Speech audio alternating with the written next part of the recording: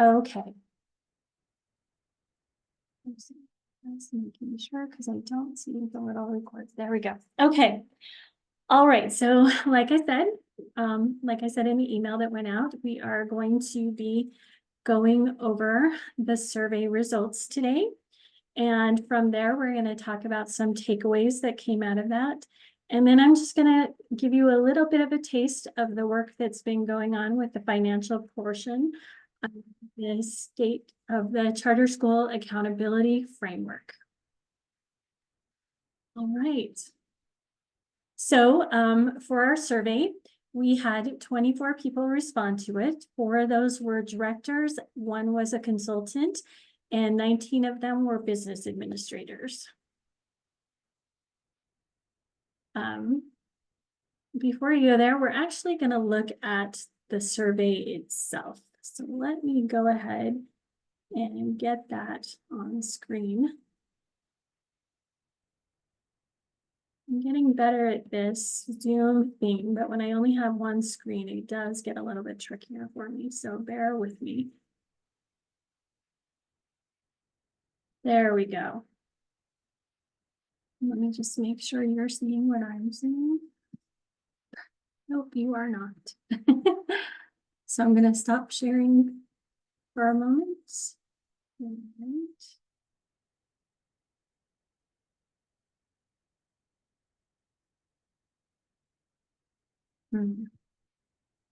Okay. Yep, I definitely need 2 screens. Bear with me a second.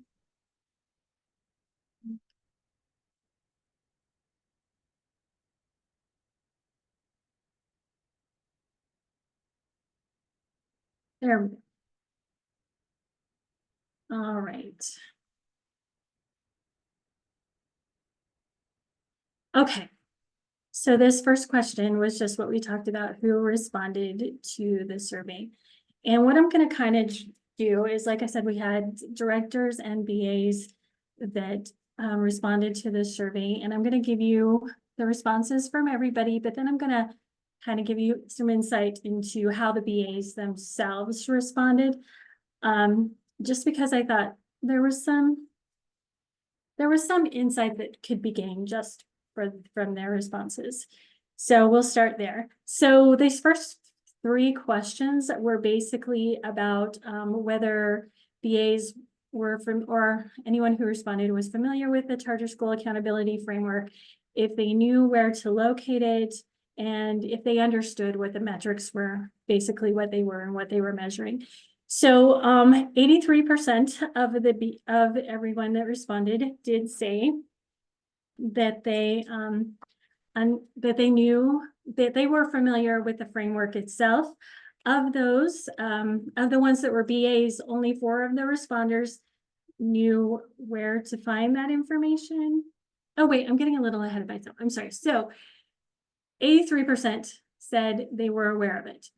67% said that they did not know where to locate the information. And then 83% again said that yes, they were familiar with what the metrics were and what they entailed. So now we'll go back to what I was saying before. So only 4 of the responders that were BAs said that they knew where to find the information on the CH or the CSAF is what we call our acronym for the accountability framework. And then 4 of the BA responders also noted that they did not understand the financial metrics prior to the meeting. And I actually was expecting these 2 groups to be the same 4 responders, but I was surprised that there were 2 of them that said they were familiar with the framework, but they didn't really understand what it was what the metrics, what they were and what they were measuring. So that kind of surprised me. Like I said, I was expecting it to be the same 4. They didn't know about it, so they wouldn't know about how the metrics were working. But yeah, just a fun fact, I guess. All right, now let's go to the next ones. Does your LEA effectively leverage financial metrics to guide informed strategic decision-making, 100% of the responders said that yes, that was the case. Does your LEA compute any financial metrics that are not included in the CSAF? 87% of those said no, and 100% of the BAs said no. Under this, there was a question about what metrics you did use if you did have other metrics that you calculated, and they were basically general responses, except for there was one that said they calculated the expected minimum revenue ongoing and overall personnel costs. They make sure those don't exceed 70%. And this one, I actually like this response because we actually track right now in our accountability framework, we track the facilities costs. And I just wanted to bring this up because facilities costs, personnel costs, and your curriculum, these are kind of your biggest expenses that you're going to have at your school. And so it's really a good idea to make sure that you're keeping those expenses in control and not getting too out of whack on one, because if you do, then another one is going to suffer. So I just want to recommend you might want to look, just look up what industry standards are for those maybe, and just see if you're falling in line with those. Like I said, we do track the facility cost one, and we have it at less than 25%. I actually think that might be a little bit high, but that was when the decision was made to put it there. That was the percentage they decided on. So I just want to recommend that those are good things to keep track of as well on your own. The next one, has your LEA received a research and review request or other remediation based solely on financial metrics? 95% was the overall response rate there, but for the BAs, it was actually 100%. Had not a no response that had not received an R&R based strictly on their financial metrics. And then these coming up are just based on whether they had received an R&R. So since that was pretty much a 100% response rate of no, we can go ahead and pass those up. This one, has your school ever made financial decisions solely to comply with a metric in the CSAF? 61% basically said no, and 39% said yes. Unfortunately, I did not ask a follow-up question on this, so although we have that measure, I'm not exactly sure if it's a good thing or if it's a bad thing. So, but that's how the response rate was. Does your board maintain a finance committee? 100% of the respondents said yes, they did, which made me very happy. The next few questions were to be answered by if you don't have a finance committee, but people responded to them anyway. One thing that I did take away from these, we won't spend too much time on them, was that there were a couple of BAs that said that their full board actually went through the finances and took a look at them to make sure, they were that they were good. And that was in spite of them having a finance committee. So it could be more. Like I said, that question was directed at BAs that responded that they did not have a finance committee. So I like that. That made me happy that even though there is a finance committee, that the board was involved. And I would recommend, if that would have been a no for you, that maybe you could help your boards get fully involved, even if you do have a finance committee. The rest of these are mostly short answers, and we're gonna go through those. Some of the responses were very similar, so I just kind of took away some of those, and we'll talk about those in a minute. The last one, though, that wasn't a short answer was, would your LEA be able to handle additional reporting on a quarterly or annual basis to facilitate early detection of financial issues? 50% of the respondents answered maybe. There was one yes answer, and it was by a director, which didn't surprise me at all. But I was encouraged by that, and I want you to know that as we are working through where we want to go with the financial accountability framework, because we are working on changes to it, we are absolutely committed to make sure that there is as little additional responsibility. And when I say as little, we are trying to get it to none, but we don't want any additional reporting responsibility on you if we can avoid it at all. And we are working very hard to avoid that. So I want you to know that up front. And again, the rest of this is short answers. So I'm going to stop sharing this one and go back to our presentation.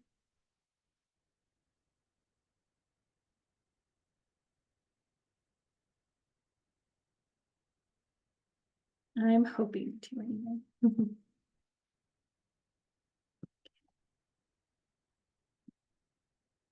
All right, there we go.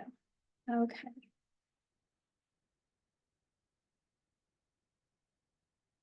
So our next slide, like I said, we're going to go through the short answers now for those questions. So this was regarding how LEAs ensure accuracy and comprehensiveness in financial reporting. There was a response. There were multiple set of eyes reviewing things throughout the process. Monthly reconciliations are done. Consultants are being used. An LEA was meeting with their department heads quarterly for budget to actual reporting to go over that. There was an LEA that they were ensuring that all expenses were being captured and all grant reimbursements had been submitted. You're implementing internal controls, which is wonderful. And there was an LEA that actually had annual training that they did with their staff to ensure that procedures were being followed. How does the SCSB financial, how has SCSB financial oversight had a positive impact? The BAs mentioned that it instills the importance of metrics to decision makers who may not have a financial background. It helped with providing a reporting feature to see where the LEA stands with each financial metric, allowing the LEA to see how its financial health is. There were a couple actually that responded the monthly BA meetings are helpful. Also, they have appreciated the accountability measures have helped BAs defend things like amount of days cash on hand that they were keeping at the school. And an LEA received support from the SCSB in getting credit enhancement for its bonding. There was a question on how the SCSB can enhance its financial oversight. There was a response, additional training for smaller schools without an accountant on staff. Send a link to the report after the metrics are calculated. Training on the results of the, there's a typo, I forgot the CSA, which is our charter school accountability framework. So I forgot the F, I apologize for that. So training on that with common findings, leveraging USIMS to negate additional reporting.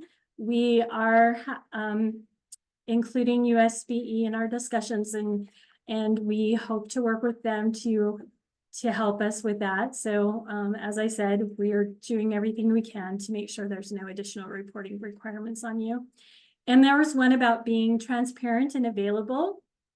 And I hope you feel that we are transparent and available. And if you don't, I would love to talk to you and see what we can do to make that better. If you feel comfortable reaching out to us, I don't know who put that. I don't know if you're online, but if you ever find that you feel uncomfortable, I would say reach out to someone in leadership or someone you feel comfortable with and just talk it through with them. We are definitely committed to being a supportive authorizer and helping you in whatever areas that you need help with. And we want you to know that. And I really want you to feel comfortable reaching out to us. So please, if you don't, but there is someone who you think is on staff that you could talk to about that, please reach out. We would love to make things better for you, to have so that you have a better experience. All right, and then we had a question on when should the SCSB intervene? And these are the responses from the BAs again. So when there are concerns based on metrics, especially if it's a pattern, as a supportive rather than a punitive measure, which we are committed to doing. When the school asks for help or is on an improvement plan for material weaknesses or financial mismanagement. And I just want to say here, yes, definitely, I agree with that. But the hope would be that we could get involved a little sooner in a supportive way to help make sure that you can stay away from those material weaknesses and the financial mismanagement. So we actually would hope to get there before that so that we can help make sure you don't get that far. So that's all I want to say about that one. Somebody put that the outside audit is comprehensive and feels like enough oversight. And there was somebody who had consultants in that answer too.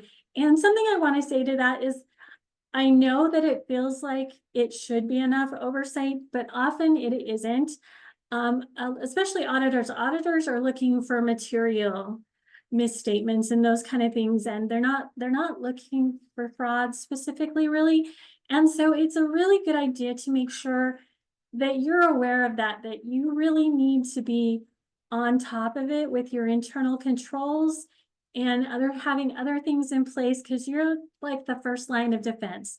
And I know in my old position as an internal auditor, whenever we found fraud, it normally came from outside. There were a couple of instances where we were able to detect it beforehand, but most of the fraud somebody pointed out to us. So you guys are your first line of defense. So just keep that in mind when you think about what your auditors do and whether it really is enough oversight. Just things happen and they can get lost. So just keep that in mind. USBE provides most of the oversight. However, reminders about compliance and schedules are appreciated. And that is something we can definitely start incorporating. I do have some takeaways, but I didn't get this one put on there in time. So that is something we can definitely make sure that we're doing in these meetings. And when the SESB seems it is fitting to do so. So those are our responses on that one. And then we put out a question, what else would you like to say that we haven't asked you about, but that you really want us to know? And there were some positive and there were some things that are a little bit out of our control, but monthly trainings are helpful. I'm so glad they are, and we will definitely continue to do that. Feels like you're over monitored. Yes, I feel for you there too. The USBE, I know, is working on doing some streamlining for the monitoring and to be helpful. I know that's kind of out of our control, but I do want you to know that they are kind of working towards getting things to be better in that area. You like the idea of supportive authorizing. I'm glad. I hope that you hear that in anything that we say, that is something we're committed to, and we're working to get that message out there very hard. Overwhelmed by reporting. I get that. Again, that's another one that's outside of our purview that I know is being worked on by the USBE, and I do feel for you there. And then consultant and the audit are enough. Again, I just want to go back to that, what I was saying before. It seems like they should be, but it's not always the case. So just be aware of that. All right, so some takeaways that we're looking into doing. Some of these are going to be something we can put in place right away. Some of them will be things we're working towards, and some of them are things that we don't know how we can get that to happen right away, but we can definitely look into what we could do to make it happen. So one of these was to provide LEAs with an annual report on results of the framework after metrics are calculated. Apparently, this was something that years ago was being done, and I think this is something that we can easily incorporate into right away, so that when your metrics are measured in 2025, we can definitely get you a report on those. Online training videos directed at new business administrators. We chose new business administrators because the idea was kind of like, if for any reason something happened and your business administrator was unable to show up to work ever again, what could we do so that someone brand new could come in and get trained on what they needed to know? We thought about it first putting together one big video, and then we thought, well, maybe snippets on different things like special ed, child and nutrition, those kind of things that are their own standalone little thing. Maybe if we did snippets like that, it would be helpful instead of trying to find what you need in a long video. And also could be something that you could refer back to as a seasoned business administrator, just to get an idea of, oh yeah, what was that one thing in there? This is something that's not going to be like, oh, we can get it implemented right away. This is definitely one we'll need to work on, but it's something that we definitely can get started on right away. Use of helpful language in emails. Yes, we can definitely get that going right away. We are, again, that supportive authorization. We want to get that message out there. We want you to believe it, and we want it to be true. I don't want to say we just want you to believe it, but it is true. And we want you to trust us on that one. Remind everyone about the framework in different meetings. We can definitely start doing that. Remind BAs that there are mentors and other training available through the associations. Yes, the UAPCS our mentor is holding the contract for our mentorship program right now.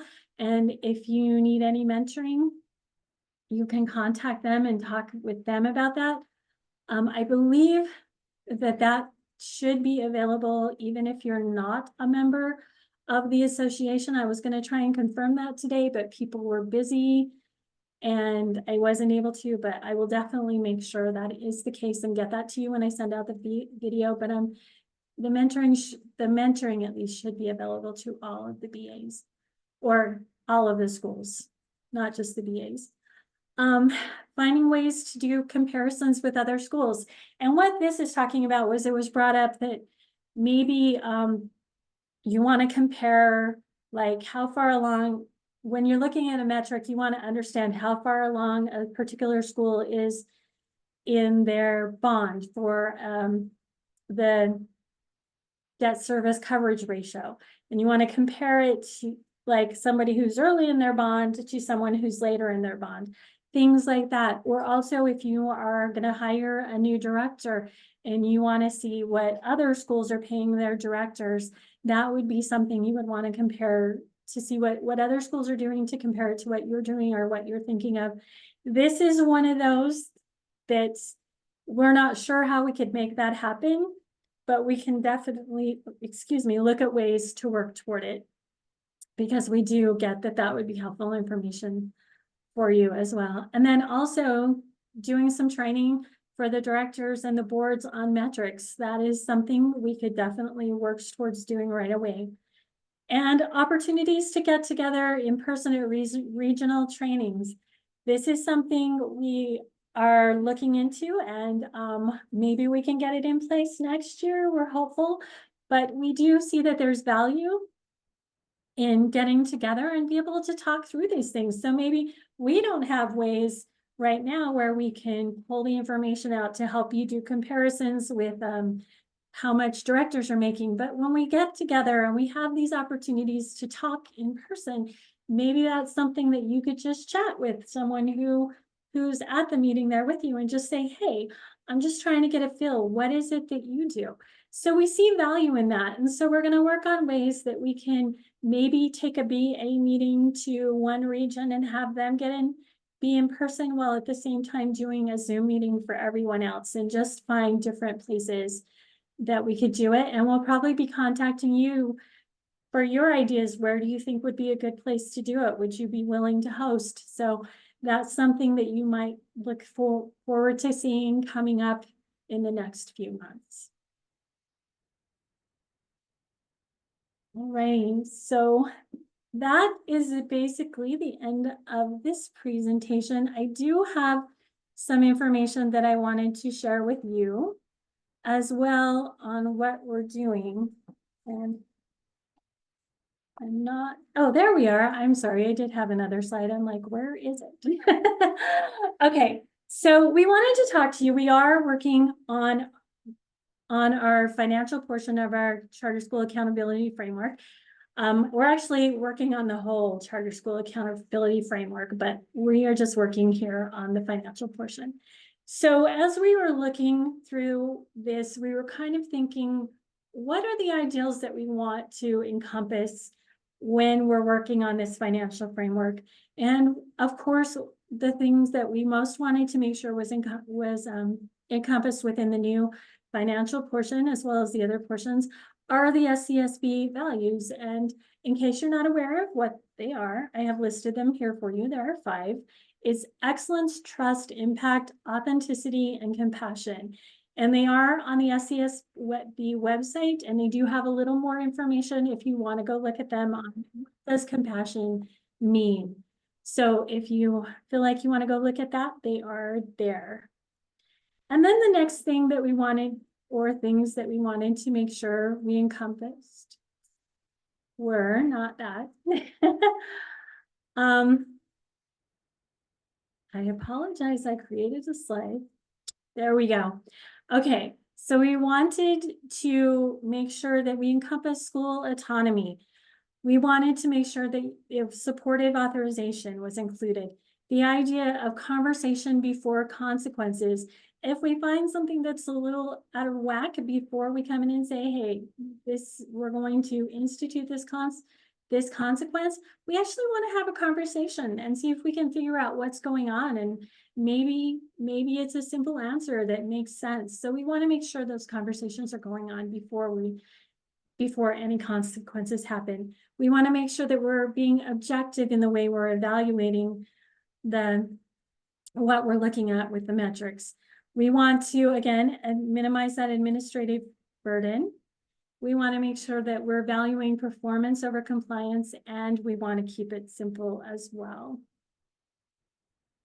So as we work through that, we want to tell you just a little bit about what's going on. So these are our current metrics that we're working on. I'm not going to go through these with you. I just wanted to give you a little reminder of what they are. And right now, when we evaluate these metrics, basically it's you either met it or you didn't meet it. And if you didn't meet it, we've been looking at them individually, right? And so we were thinking, well, maybe we don't need to do that.